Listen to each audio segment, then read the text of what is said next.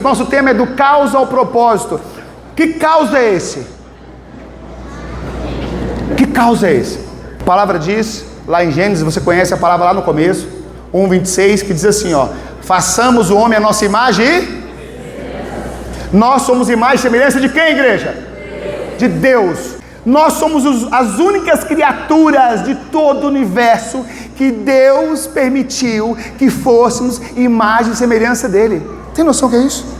Só que daí o mal adentra. E lá em capítulo 3 de Gênesis, o diabo se apresenta a Eva.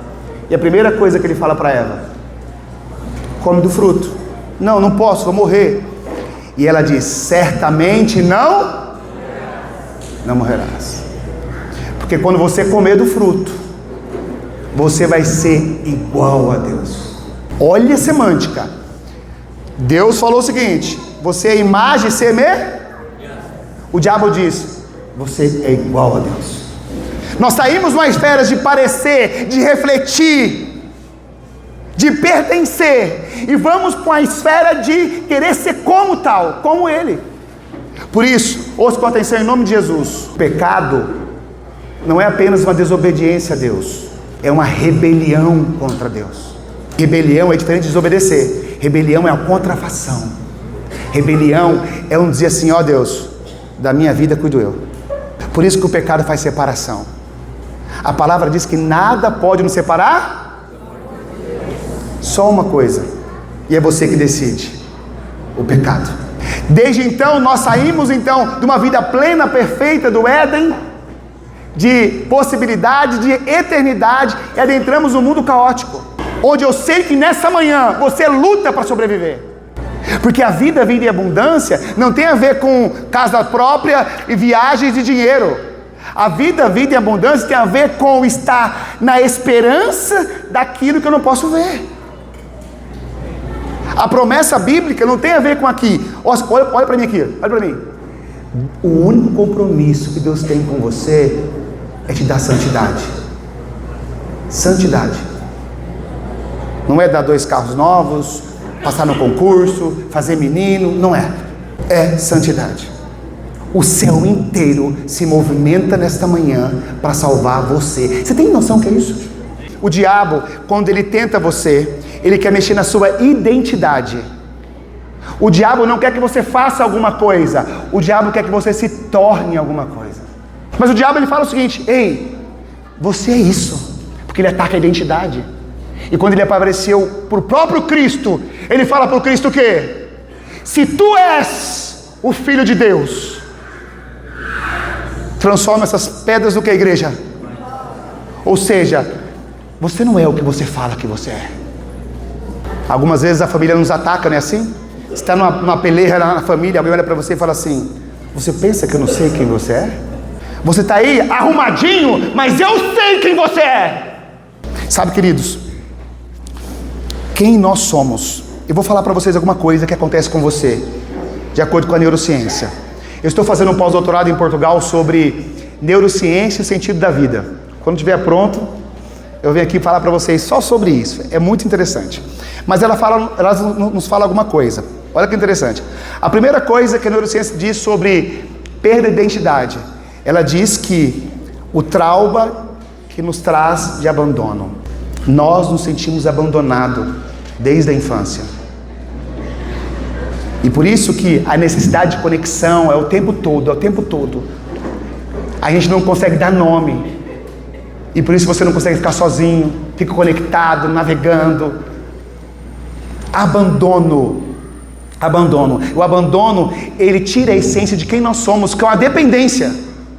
Há uma dependência. Tem gente que, se ouvir o elogio, muda a vida. Mas se alguém falar uma coisinha, acabou a semana, o mês. Estão entendendo, gente? Nós estamos tão sensíveis, tão desconectados do Criador, que qualquer coisa nos estabiliza. E o abandono, ele é praticado até hoje. O abandono, sabe qual que é? Tua filhinha chega e fala assim: papai, vamos brincar comigo? Papai queria muito, mas papai não pode. Papai vai trabalhar para pagar as contas suas, inclusive. Papai já volta mais tarde. Eu queria muito te ajudar, eu queria muito conectar, eu queria muito estar com você. E a gente abandona as pessoas. Aí eu vou falar uma coisa para você em nome de Jesus. A segunda coisa que é uma raiz que confunde identidade eu vou dizer uma coisa. Nessa relação de buscar afeto, cerca de 95% dos homens são viciados em pornografia. Eu creio em nome de Jesus que não acontece nessa igreja. Só que eu sei que acontece, que eu atendo muitos. Casamentos frustrados, jovens solitários, viciados em pornografia. Semana passada eu atendi um homem casado, adventista, que falou que faz tempo que não procurava a esposa, porque não tinha vontade, porque ele aprendeu a ter prazer sozinho. E fazia 2 meses ele falou, me ajuda. Eu falei, me conta a sua história. Ele falou, eu estou cansado do trabalho, eu pego meus videozinhos e fico vendo. E aí eu me distraio, aí eu me manipulo, e aí tá tudo saciado, tá tudo ótimo. A minha esposa, não, eu tenho que ser legal, eu tenho que levar ela para jantar, eu tenho que... Eu falei, é assim? Você tá feliz assim? Ele falou, não, por isso que eu tô aqui. Eu falei, então para em nome de Jesus. Outro dia atendi outro casal, aí foram os 2. E ela dizia assim, ó, esse homem é viciado em pornografia. E ele diz, não, ela é louca, eu não sou viciado em pornografia. Aí ele falou, eu falei, o que você vê? Ele falou, não, eu não vejo nada pornográfico, eu vejo meninas sem roupa, dançando, de biquíni, não sei o que lá. E o meu Instagram me mostra isso o tempo todo. Não é nem minha culpa. Eu falei, tadinho. Coitado, gente. Não é culpa do bichinho, não. Ele falou, doutor, eu abro, já aparece. Eu falei, você tá brincando? Sim. E a mulher destroçada. E ela falou pra mim, doutor, eu me sinto um lixo quando ele faz isso. Ontem eu contei uma história de uma mulher no meio da Amazônia, que o homem estava com o celular lá no meio da Amazônia. E acabou um casamento por causa disso. Ei, você vai deixar um celular destruir sua vida? Um Instagram, que tudo começa por ali. Olha pra mim aqui, ó. A única forma de Deus, olha isso, acessar você é no sofrimento. Você gosta de sofrer? Nem eu. Mas é a única forma. Olha o que a psicologia fala, que interessante. Existem 3 mecanismos. Desejo, frustração, sofrimento. Como que você funciona e eu funciono? A gente deseja as coisas. É positivo. Quero comprar um iPhone 20, quero comprar um carro tal, quero namorar a Miss Marília. Você deseja coisas, tudo bem? Você deseja. E aí você foca naquilo. Desejou. Quando você deseja, vem a frustração. As parcelas. Os boletos vão te lembrar todo dia que você foi muito audacioso. E ali, agora com os boletos na mão, você se frustra, fala, meu, eu não fiquei mais bonita agora com esse botox. Eu não fiquei mais bonita porque eu pintei o cabelo. Eu continuo a mesma pessoa. Esse iPhone nem tem crédito, só tem um iPhone, né? Tipo, entende? Aí você descobre que comprou um celular top, mas não viaja. Tira foto lá do banheiro. Bom dia, Brasil. Sei lá, frustra. E ao se frustrar, o que você pensa? Você pensa assim, eu vou para o próximo passo, sofrimento. Aí no sofrimento, ouça com atenção em nome de Deus. No sofrimento, sabe o que você pensa? Você pensa assim, poxa, eu nem precisava disso. É uma fraqueza minha, pra que isso? Não mudou minha vida. Olha só, comprei o telefone caro, mas não consegui comprar o uniforme da minha filha, que tá rasgado. Sei lá. Comprei um telefone caro, mas não consegui fazer inscrição do Congresso da Divisão. Né? Comprei isso, aí você no sofrimento se reflete e fala, Deus, eu vou mudar de postura. Volta pro desejo e fala, eu vou comprar outra coisa. Entendeu? E aí você fica no looping. Desejo, frustração. Desejo, frustração. E Deus fala, vem pro sofrimento, abençoado. Não. Lembre-se disso. Deus quer te levar no sofrimento, porque o sofrimento é a oportunidade de Deus salvar a sua vida. O sofrimento é uma oportunidade do céu a transformar você na terra. E aí nesse caminhar existem traumas. Olha para mim aqui. Na sua vida, os traumas nos acompanham. É aquela pessoa que se afogou quando era criança na piscina, quando ela passa ali fora, ela fala, meu Deus, ela não quer se conectar com a piscina porque ela lembra do trauma. Quando eu tinha 12 anos, eu estava jogando futebol em casa, a bola caiu na casa do vizinho, eu fui buscar a bola, ela tinha um cachorro. E eu falei para a vizinha, vizinha, posso pegar a bola? Ela pode, o cachorro está longe. Eu pulei, e quando eu joguei a bola pro meu lado, eu montei no muro, o cachorro mordeu minha bunda. Juro por Deus, eu tenho medo de pincher hoje. E ontem eu vim com o Adriano lá de Ribeirão Preto e ele tinha um cachorrinho desse tamanhozinho. Parecia mais um cheiro de pelúcia. Ele pulava no meu colo assim, eu falo, Senhor, misericórdia, ele vai matar eu agora. Ele vai me engolir agora, mas eu sobrevivi, né, Adri? Ele nem sabe disso. Aí o cachorro ainda gostou de mim. Ele pulava, nunca tinha me visto, ele pulava nele e vinha pra mim. Eu falei, Senhor, agora não. Porque o trauma, ele grita, ele quer desconectar. É aquela pessoa que namorou, o cara foi bandido, ela fala, nunca mais vou namorar. Entendeu? Casou, foi machucado, nunca mais eu quero casar. O trauma é uma desconexão. Olha pra mim, em nome de Jesus. Isso aqui é muito revelador. Você tem vivido assim. Você desconecta de você para sobreviver. E desconecta do outro para se proteger. Uma pessoa traumatizada, ela está o tempo todo assim. Por isso que nós estamos preferindo conectar na internet com amigos longe do que reunir com eles presencialmente. Porque nós temos medo. Então a gente desconecta das pessoas para se proteger. E a pior parte, desconectamos de nós mesmos para sobreviver. Eu tenho senhoras da igreja que trabalham 24 horas por dia, porque elas não querem pensar na vida delas. Tem gente fazendo coisa boa para fugir de si mesmo. Tá entendendo, gente? Cuidado com isso. Porque a ligação, o princípio do evangelho é relacional. Olha para mim aqui, ó. Quando você se conecta com Deus, você se conecta com você. E você se conecta com o próximo.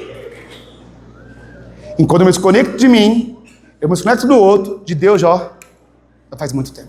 A resposta da relação espiritual é isso. E eu vou prosseguir, que é muita coisa. Outra coisa importante, que tira sua identidade, comparação. A neurociência diz que quanto mais eu me comparo, eu me distraio e eu elaboro o sentimento de ingratidão.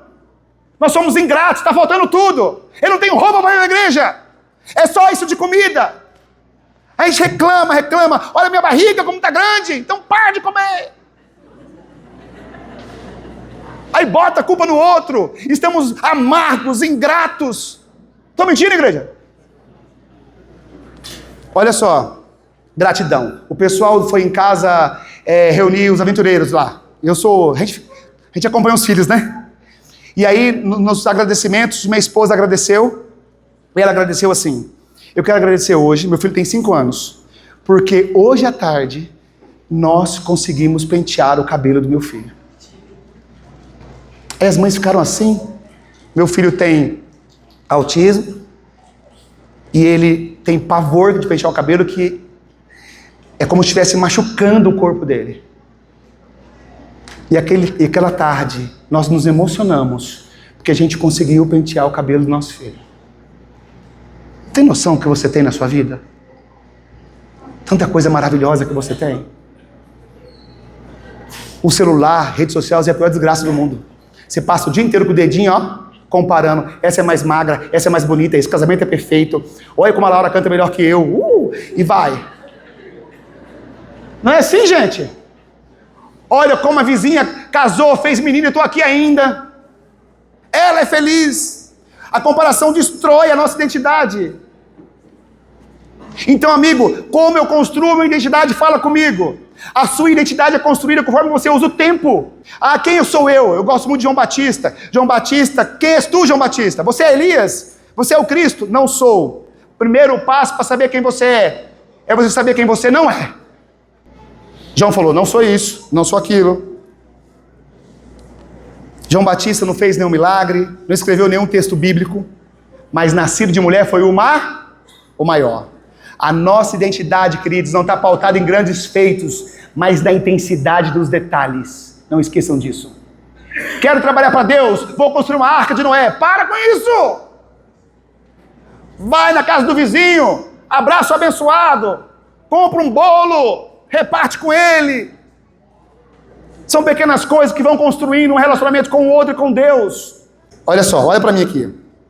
Deus é tão maravilhoso que Deus colocou em você 2 coisas em mim que nem 6.000 anos de pecado tirou.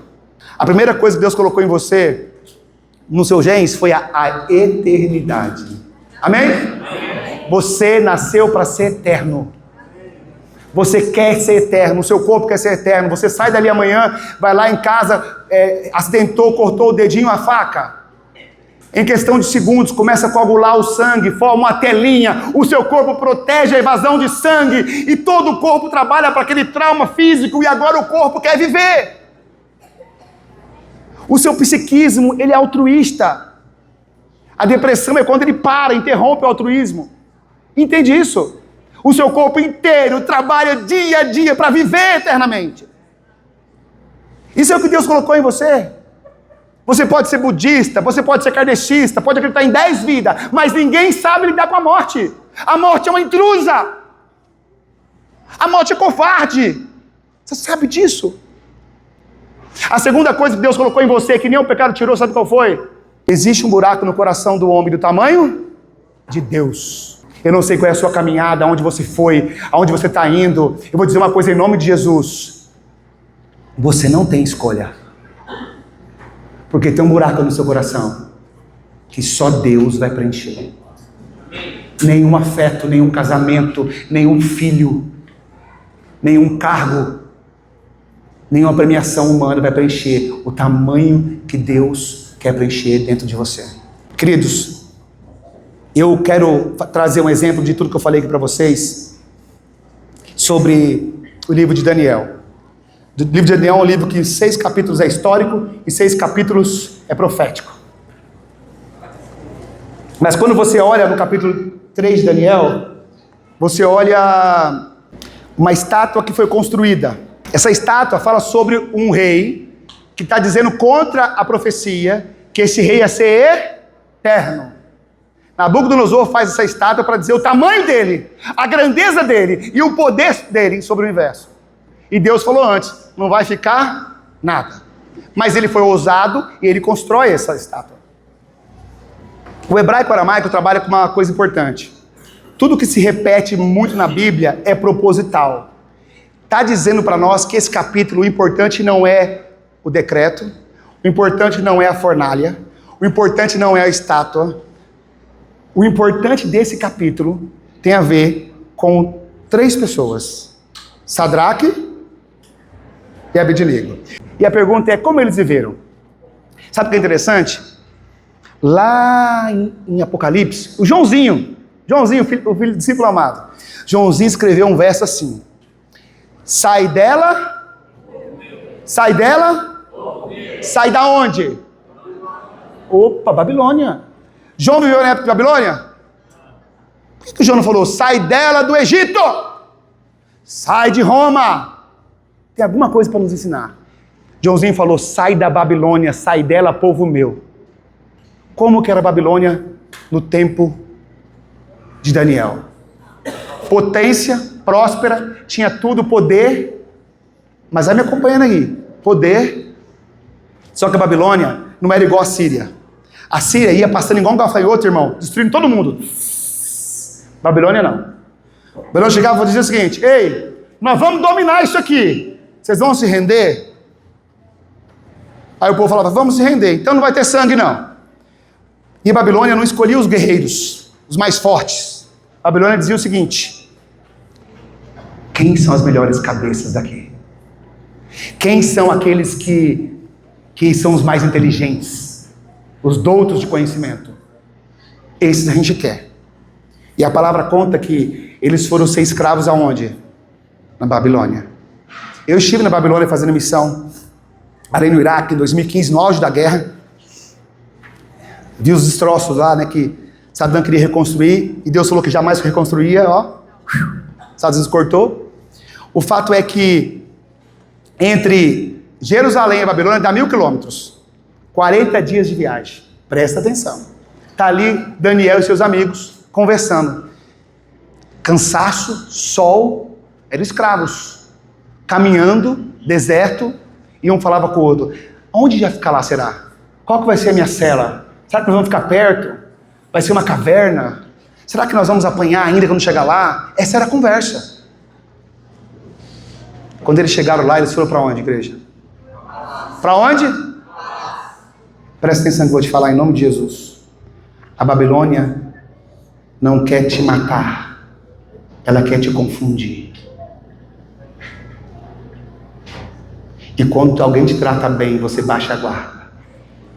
Aqueles meninos doutos, que tinham conhecimento, não foram para cela nenhuma, foram para a mesa do rei. Tem noção? Aí imagina a gente que é crente só pensa em comida. A gente chegando lá, meu Deus, comida, comida, comida. Você acha, em nome de Deus, que você ia sentar e falar assim, não sei isso aqui que eu acho que eu não vou comer não. Você acha? Você ia falar, abençoa tudo, Senhor. Eles tinham princípios. Os princípios nos protegem. E princípios é diferente de cultura. Cultura é costume. Eles perderam a cultura deles, sim ou não? Tinha o templo do lado de Israel lá na Babilônia? Eles não tinham igreja, eles não tinham pastor lá falando assim, ó, eu tô vendo, não, mas eles sabiam quem eles eram, porque eles tinham princípios, e os princípios são eternos. Agora a cultura não, a cultura tem a ver com costume. Agora ouça com atenção, a cultura nunca pode ser maior que o princípio. Eu chego lá na Turquia, todo mundo de bata, de vestidão, eu faço o quê? Dá o vestidão para mim aí. Vou pregar com essa bata. É costume sim ou não? Fere meus princípios? Tudo bem. Ah, não, eu vou agora para Guiné-Bissau e lá o cara pode ter 4 mulheres. Eu vou ser pastor lá, vou ser ministro lá, E aí? Não, mas eu vou comer isso aqui porque eu já vi até o ancião comendo. Justifica, irmãos. O fato é que eles chegaram ali, ouça com atenção, eles chegaram ali e eles decidiram não se contaminar. Eu vou dizer uma coisa para vocês, em nome de Jesus. Você acha que na aprovação você vai ser fiel? Enquanto nós tivermos jovens que não tiver princípios, fiéis aos princípios, não teremos uma identidade transformada. Quais são os princípios que regem você, amigo? Em nome de Jesus. Quem vai se manter firme naquele dia? O pastor Josanã, ele fala uma experiência naquele livro dele, Herdeiros do Reino, maravilhoso, tem que ler. Ele fala que um jovem foi estudar em Guaranhus, no Nordeste. Ele fazia medicina veterinária. O pai e a mãe, para economizar, botou ele na pousadinha. E falou, filho, você vai comer aqui, todas as refeições, vai dormir aqui e estudar ali, na Federal. E o bichinho ficou ali, focado, estudando a medicina veterinária dele. E vocês sabem que no interior do Nordeste não é o carnaval, é a festa do São João, né, que bomba esse mês, inclusive, misericórdia. É assim? A cidade foi invadida de turistas do Brasil todo. Era sexta-feira, 6 da tarde, irmão. Ele foi comer a comidinha dele e jantar. Entrou no refeitório, no cantinho, lotada. Mulher bonita, irmão. Os homens bonitos, todo mundo bonito. Aquele riso fácil, meio sem roupa. Vamos, né, galera, tudo querendo acabar com o planeta ali. Ele chegou quietinho, sentou no canto, pegou um pratinho dele, comeu rápido, pastor. E saiu. Tentou ser invisível, sabe? Dá meia hora, alguém bate no quarto dele. Ele achou estranho. Ele abre a porta. Quando ele abre, uma linda moça fala, oi. Ele falou, oi. Ela falou assim, eu estou te observando desde a hora que você entrou por ali, no refeitório. Eu vim de fora para passar a festa aqui. E eu gostei muito de você. E eu queria passar a noite com você. Assim, sem manteiga. Aquele jovem olhou para ela, porque os hormônios, a flor da pele, o hormônio não se converte, é só o Espírito Santo que contém você. E ele olha para ela e diante dele vê os princípios assim, ele fala assim, moça, eu não vim para a festa, eu moro aqui, eu faço faculdade aqui, e eu tenho princípios, eu sou cristão, e eu não quero dormir a noite com você. Dá licença e fecha a porta. Quando ele fecha a porta, a mulher do outro lado ficou revoltada. Como que esse cara me esnobou? Era uma bela moça. Ela bateu de novo, agora com mais raiva. Ele abriu, ela falou, qual é a tua? Para ele. Eu sou feia ou você não gosta? Ele falou, nenhuma das duas coisas, moça. Você é linda e eu gosto. Mas eu vou te dizer uma coisa. Eu fiz um juramento diante do Senhor que eu ia me guardar para minha esposa. Eu tenho princípios. E esses princípios me diz que hoje Eu preciso ser fiel a Deus. Eu peço que você não me incomode, dê licença. Ele conta que ele fechou a porta, pulou na cama desesperado e clamou a Deus, botou o cobertor e falou: Senhor, faz eu dormir correndo em nome de Jesus. Só para te dizer, para você essa manhã e para mim, que não é fácil. Não é fácil ser leal, ser fiel aos princípios. O pastor Josanã diz que ele tem um bilhete guardado até hoje, porque no outro dia, presta atenção, ele acorda, tem um bilhete na porta. Sabe o que está escrito no bilhete? Oi, moço, eu nem sei seu nome, mas ontem você me ensinou uma grande lição. Eu também já fui cristã, e eu achei que eu tinha que sair da igreja para curtir a vida. Mas eu entendi que a vida não é sobre isso. Muito obrigada por me ajudar. Eu voltei para casa. Amém? Amém. Tem noção que aquele testemunho mudou a vida dele e dos outros ao redor? Ele guarda esse bilhetinho e vai a muitos encontros mostrar para os jovens que estão à flor da pele, que se alimentam o tempo todo de vícios sensuais, que não conseguem se controlar.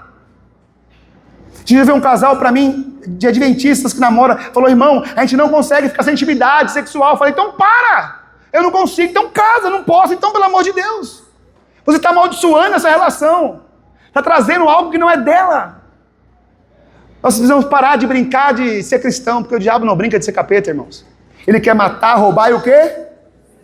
E destruir. Eu vou terminar com 3 pontos que essa vida desses jovens ensina para nós. Quando esses jovens decidiram ser fiéis na Babilônia? Quando? No início, no começo, na primeira oportunidade. Lembra, não foi diante da fornalha. A fornalha foi um plus. A fornalha foi o ápice. Mas quando eles chegaram ali, eles decidiram não se contaminar com as finas iguarias do rei.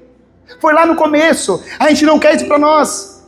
Eles eram cristãos de princípios e não cristãos culturais. Eles eram cristãos reais. Que aonde eles estivessem, os princípios estariam com eles. Porque eles não eram apenas o homem que cantava na igreja, que tocava, que tinha um cargo X, agora era forasteiro, era escravo, não. Eles continuavam sendo fiéis.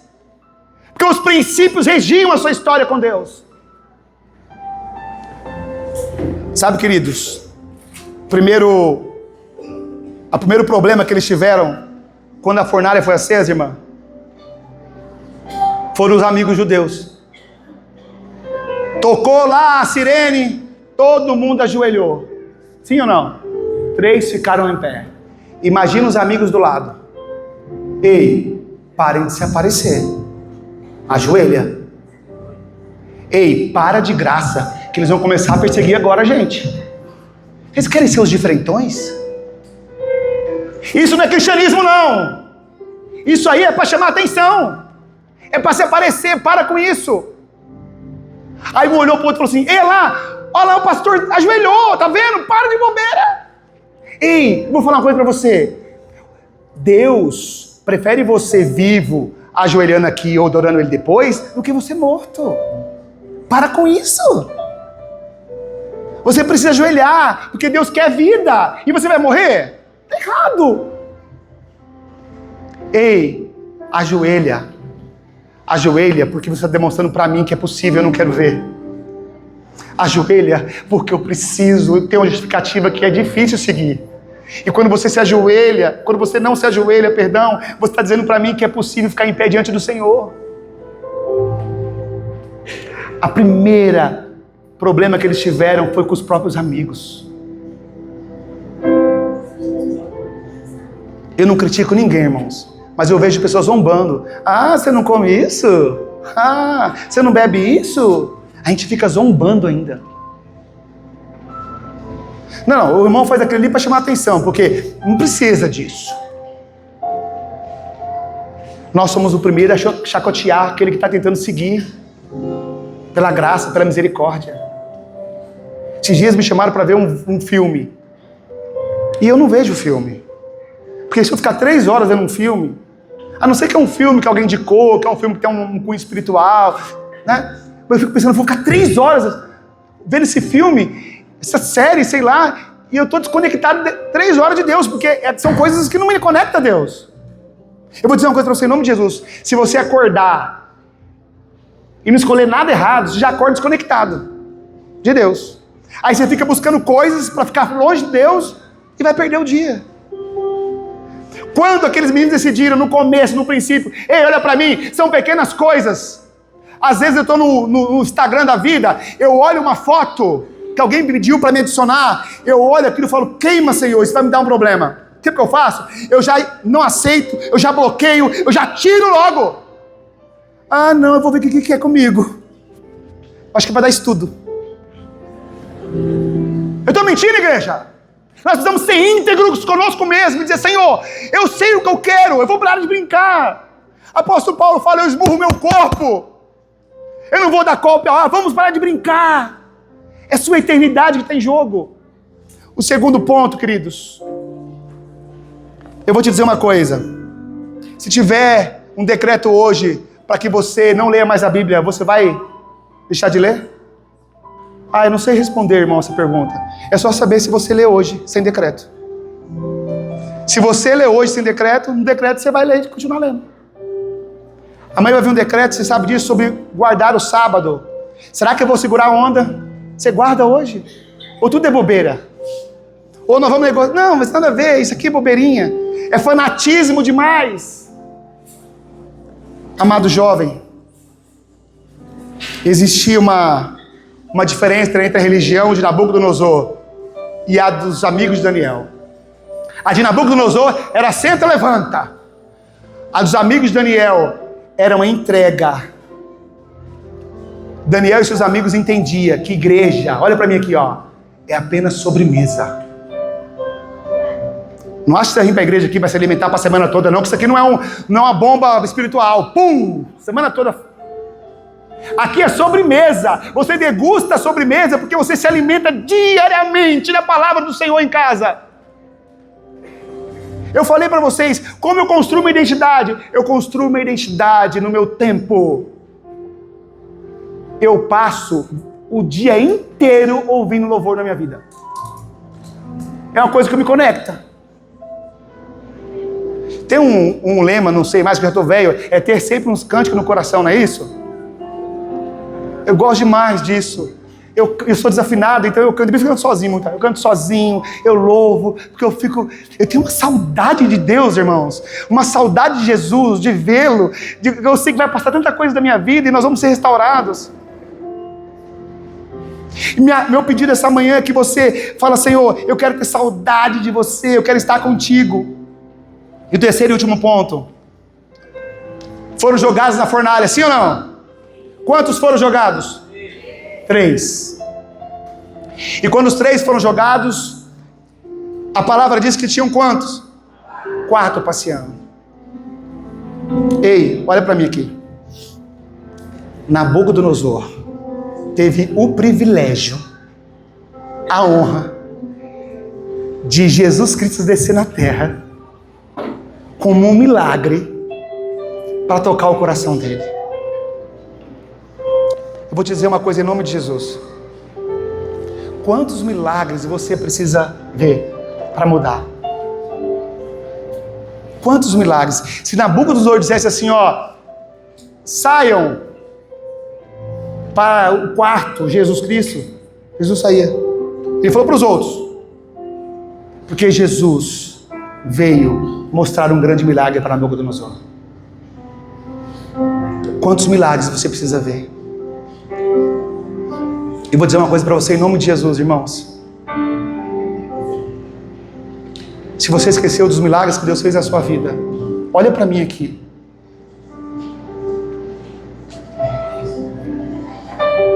Eu sou um milagre de Deus. E eu não falo isso para você com soberba. Eu falo com convicção. Todas as manhãs eu acordo e lembro de onde Deus me tirou. Esse lugar, essa cidade tem um sabor especial para mim. Eu voltei para cá estudar. Até 2000 eu era da direção jovem da Central. Eu tocava piano, eu participava com os amigos, cantava desafinado, mas cantava. E eu participava. Aos poucos eu fui perdendo o gosto de conviver. o mundo da Babilônia parece que brilhava mais. E eu fui fazendo concessões, pouquinhas, desde o começo. E eu fui cedendo. Eu lembro uma vez que a igreja central ia para o IASP aberto. Era IASP na época que chamava. E a gente saiu com 2 amigos da igreja, para tal de Isamar, não sei se é da época de vocês, se vocês lembram isso aqui.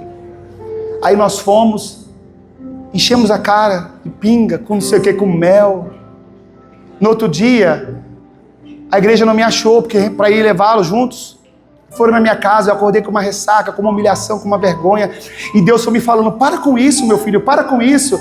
E aí agora a vergonha começou a me afastar das pessoas, porque o vício parecia maior, a alegria de conviver com aquilo que não era meu parecia maior, e eu fui cedendo.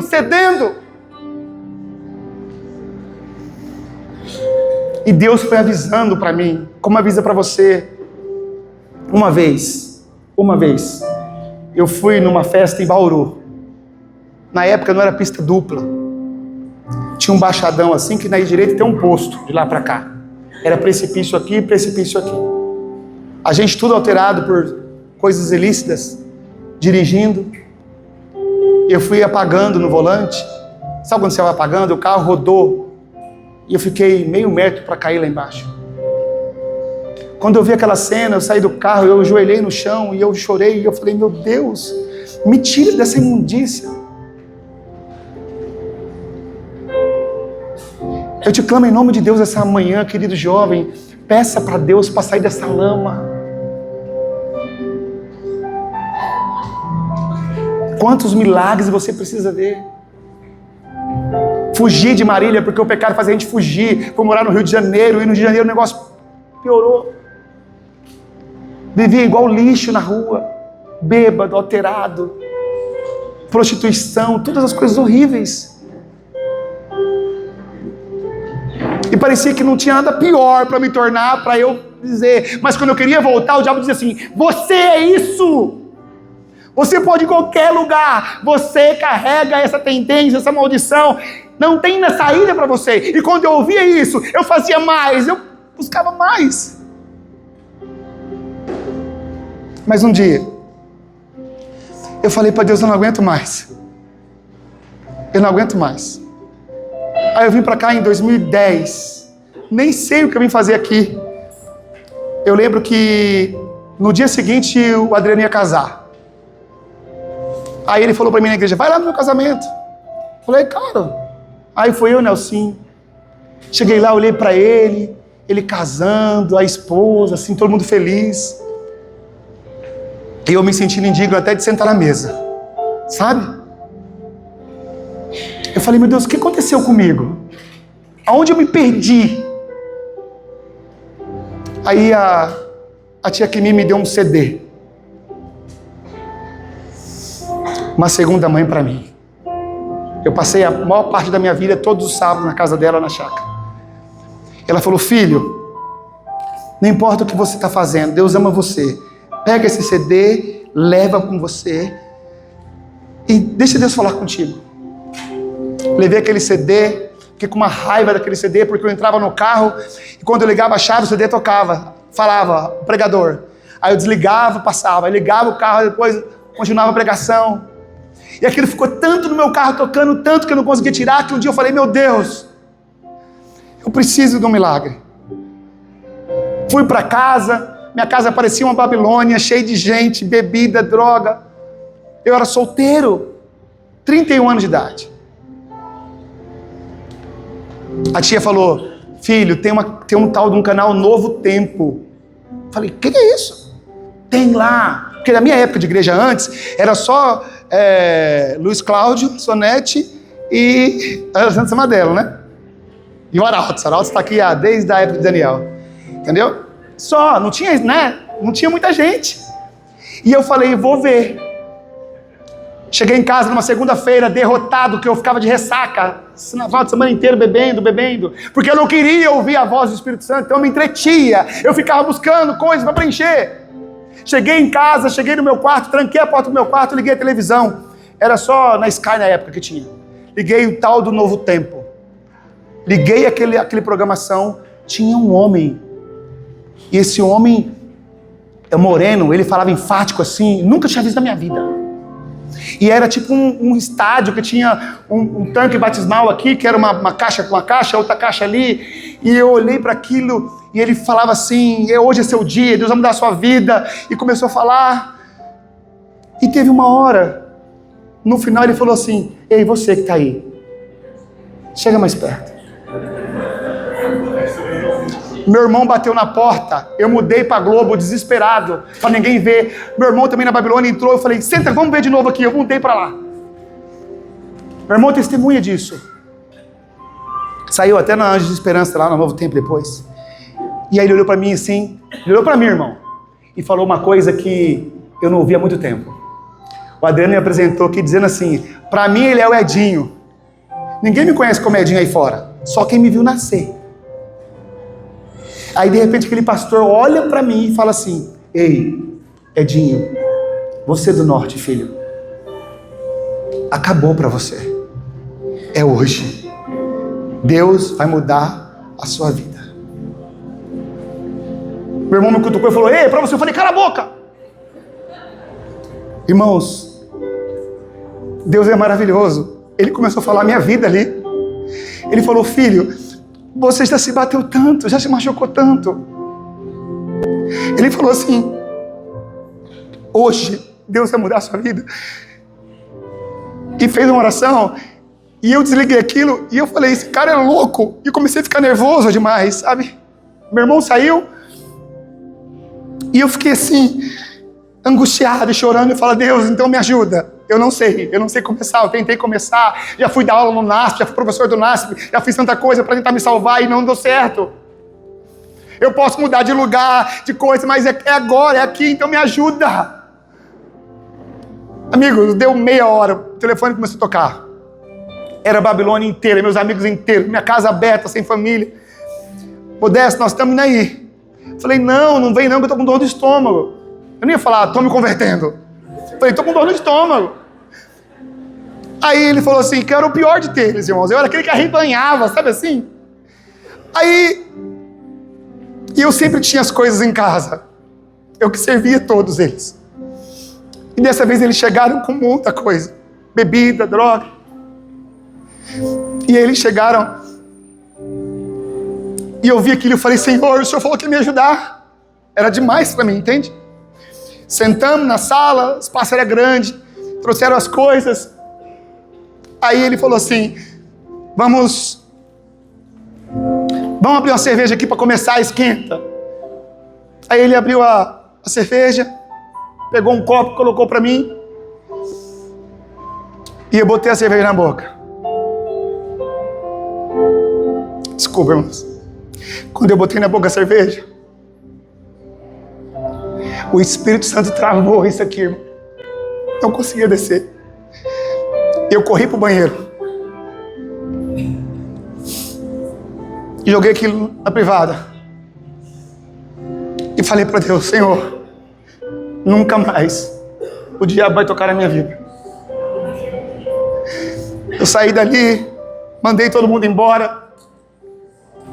Meus amigos tentaram fazer a interdição da minha pessoa. Depois disseram que eu estava ficando depressivo e louco, porque eu excluí todo mundo, quebrei o chip do celular, excluí o Orkut, eu sou da época do Orkut, excluí o Orkut, excluí tudo, porque o Orkut era para dizer para as pessoas como eu era feliz, como eu viajava, como eu ganhava dinheiro, como eu era um bom publicitário, como eu tinha tudo. E eu falei, Senhor, agora é eu e o Senhor. Eu já fui gelado, eu já fui morno, agora eu quero ser quente em nome de Jesus. Desde aquele dia, eu tenho falado do amor de Deus. Eu tenho um trabalho social, um trabalho de missão. A gente assiste 150 crianças diariamente, crianças vulneráveis, violentadas. E eu não acredito que as obras me salvam. Eu acredito que o envolvimento me transforma. Então eu falo assim, Senhor, eu não vou parar de falar. O segundo passo, depois de voltar para Deus, eu falei, Senhor, cadê minha família? Antes de me converter, eu entrei na fila de adoção. Que eu falei, vou adotar uns meninos, umas crianças, vou fazer o bem, e tá tudo certo, construir uma casa gigante. E falei, adota as crianças, cuido, vou ter um propósito na minha vida. Porque a gente quer tudo menos se render a Deus. Não é assim, gente? Aí fui estudar um doutorado em Ciências e Religião em São Paulo. E aí fui em Atibaia ver meu primo, conheci minha esposa. Em 4 meses a gente casou. Foi rápido. Eu jejuei com ela até falou um dia, a gente só vai jejuar nessa relação. Eu falei, não, calma, mulher. Eu falei, Senhor, em nome do Deus vivo, um casamento errado atrasa a vida muito nossa. Eu quero que ela seja uma serva do Senhor, me ajuda. O Senhor sabe do meu histórico, da minha vida, de pecado, da minha vida toda destroçada. Então eu preciso que alguém acredite em milagre. E ela falou, não importa o que aconteceu, importa o que você vai ser comigo agora em Jesus.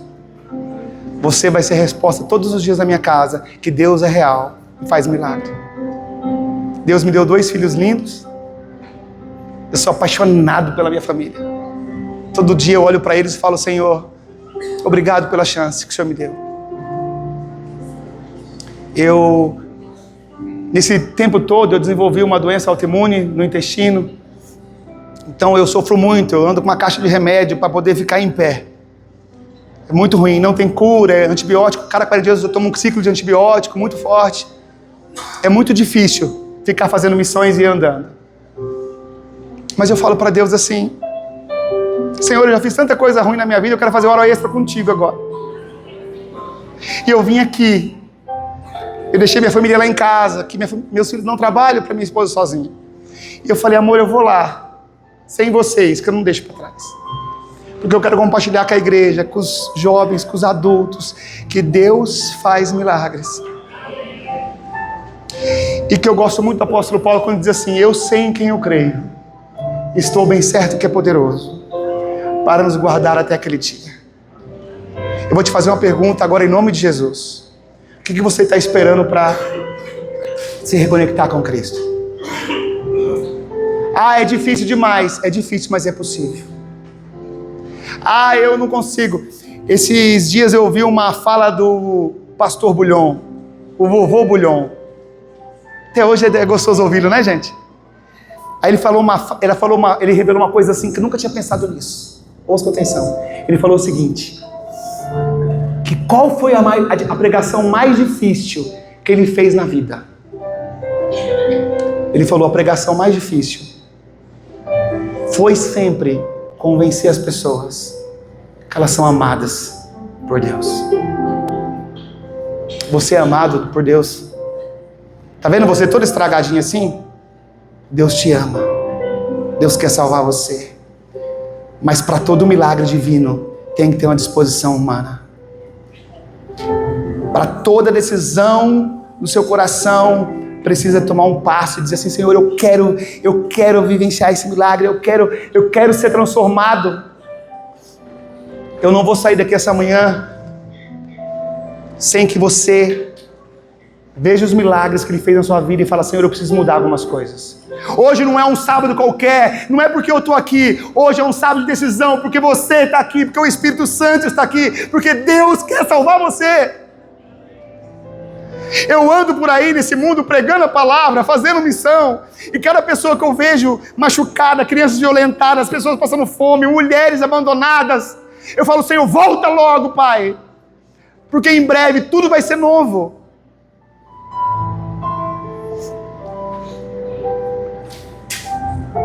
Eu quero terminar com uma oração com você. Nesse momento, antes de cantar junto e orar com você, eu quero fazer uma oração por você. E essa oração, faz para todo mundo. Não, eu quero que você decida no seu coração. Quando você decide na mente e seus passos se movimenta, você diz para a sua consciência aquilo que você quer chegar. Entende isso?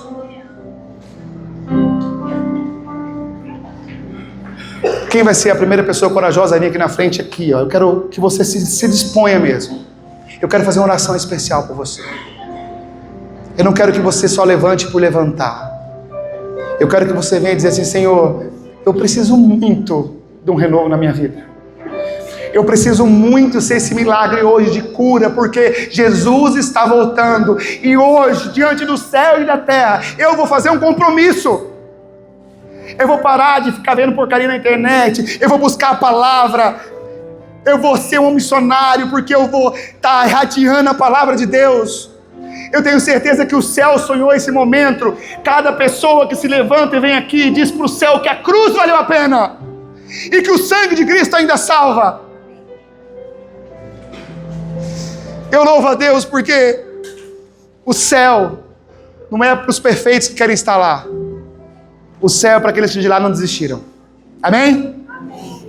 Louvado seja Deus. Se levanta, se movimenta, aproxima aqui da frente.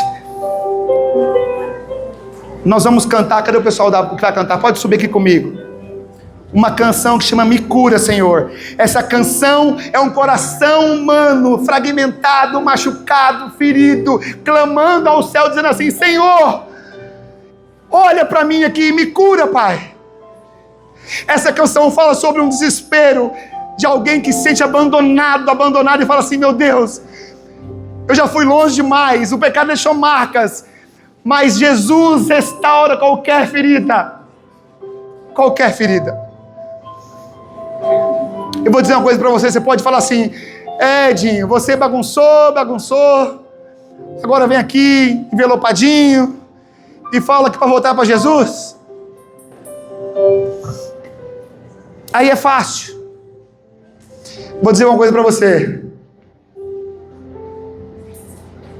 O pecado deixa marcas na gente, cicatrizes. Cuidado no que você vê. Cuidado no que você toca. Cuidado no que você ingere. Cuidado no que você experimenta. Porque eu carrego essas marcas. Eu não vou em qualquer lugar, não ouço qualquer coisa, mas eu creio que um dia os céus irão se abrir.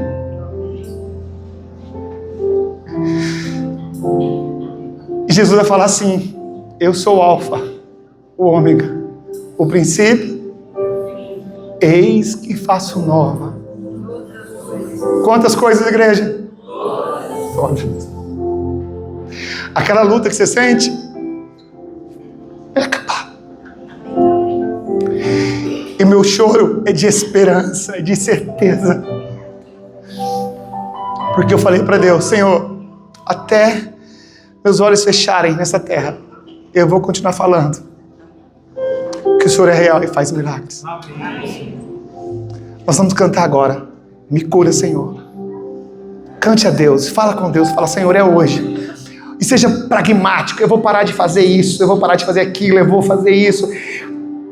Planeje uma comunhão com o céu. Seja específico com Deus. Fala: Senhor, eu quero ser limpo diante do trono do Senhor. Vamos cantar. Não preciso que tu venhas à minha casa, só preciso que tu digas uma palavra. Não sou digno, mas entre a multidão eu grito: Jesus, filho de Davi, tenha compaixão de mim. Eu sei que tu podes, Senhor, se quiseres, podes me purificar. Eu sei que tu podes, Senhor. Eu sei que tu podes, Senhor, se quiseres, podes me purificar. Me cura, Senhor, me cura, Senhor. Manifesta em mim as tuas obras. Vem, Jesus, te peço agora. Me cura, Senhor, me cura, Senhor. Eu creio, eu creio. Me cura, Senhor, me cura, Senhor. Manifesta em mim as tuas obras. Vem, Jesus, te peço agora. Me cura, Senhor.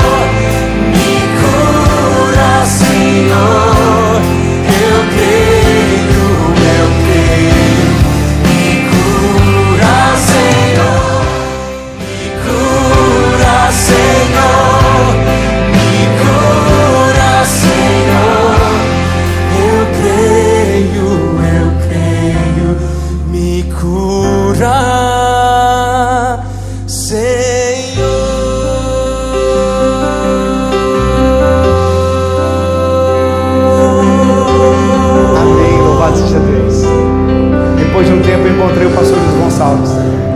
Ele falou assim: Deus falou para mim sobre você sem eu te conhecer. Você é um rapaz do Pará. Eu falei: louvado seja Deus. Deus derrubou um no caminho de Damasco, chamou um pela TV, botou um na boca do peixe. Deus está movimentando tudo para te salvar. Amém. Entende isso? Você é precioso demais para o céu. Feche seus olhos. Papai, nós estamos aqui na Tua presença, diante do Senhor. Nosso coração se volta a Ti essa manhã, na certeza que ainda temos uma chance, na certeza que o Senhor ainda fala conosco. Muitos adentraram aqui essa manhã, talvez como mais uma programação, mas o Espírito Santo agiu nos corações. Eles estão aqui em pé, Senhor, cada um na sua imperfeição, na sua luta, na sua dor. Tem muita gente machucada, Pai, machucado pelos outros, por si mesmo. Toma cada vida aqui nas Tuas mãos, Pai. Nos pega no colo. Nós precisamos muito sentir os Teus braços de amor e misericórdia essa manhã. Mas eu te peço também, Senhor, porque a história bíblica, ela não é só sobre o filho pródigo que saiu e comeu lavagem. A história também fala de um filho que não saiu, mas estava dentro da casa do pai, dentro da igreja, perdido também. E às vezes está tão perdido que critica quem saiu, que critica aquele que está comendo lavagem lá. Mas ele só não saiu porque não tem coragem, mas está podre por dentro. Por favor, Senhor, alcance todos em nome de Jesus. Nós precisamos muito da Sua graça. Não nos sentimos merecedores, porque somos imperfeitos, mas nós sabemos que a salvação vem de Ti. E nessa manhã nós nos debruçamos ao pé da cruz. Nós queremos ser lavados com Teu sangue, Pai. E a Tua palavra diz que é algo inusitado. O Teu sangue nos lava e nós ficamos brancos como a neve. Esse é o milagre do céu. Não há passado, só há hoje, no renovo com Cristo Jesus. Dá-nos a Tua paz. Que tudo isso aqui que nós ouvimos permaneça em nosso coração, Senhor. Faça morada que gere frutos, Pai. Mas nós te agradecemos, em nome do Pai, do Filho e do Espírito Santo. Amém. Louvado seja Deus.